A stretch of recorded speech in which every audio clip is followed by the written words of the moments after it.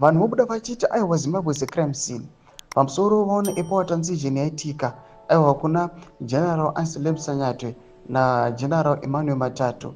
Aiwa mapictures atenda pasocial media vachiona kuti aiwa handover takeover aiwa yoitiwa. Kunyange zvazvo vanhu vaimboona mahandover takeover aipresidiwa over naGeneral Anselm Sanyatwe, but panguva inoi matables atena.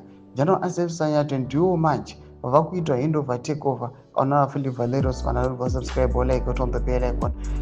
Tiona kuti is firing aiwa yakanga isiri number one unconstitutional and vanhu vanonyasa kunzwisisa kuti zvii zvakonyasa kuitika. Panguva ino chinda pendo majara Jesa Mudanyara chiti 69-year-old General Anselm Sanyatwe is handed over to 76-year-old Emmanuel Matatu, a member of the Mafidi dynasty. Katele.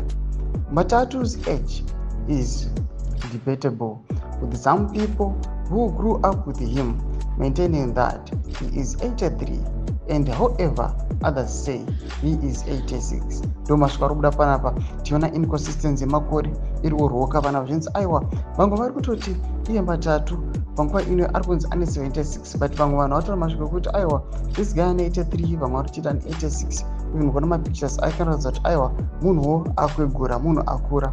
Panguva ino tiona aiwa this handover takeover ichiitika, vanhu panapa they are not happy. Ndoda kwokuti vari kunyatsa kuona kuti madue processes ari kuitika aiwa nemafiring nemareassignment panguva inoi anyatsa kuonekwa kunzi ari just aligned nekumaintaina grip aiwa yethe Mafidi dynasty and the regime kuti irambe iri onto power.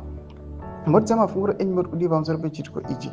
Aiwa pinako mese kuchembenidzo mafunguro enyu. So subscribe or like, turn on the bell icon.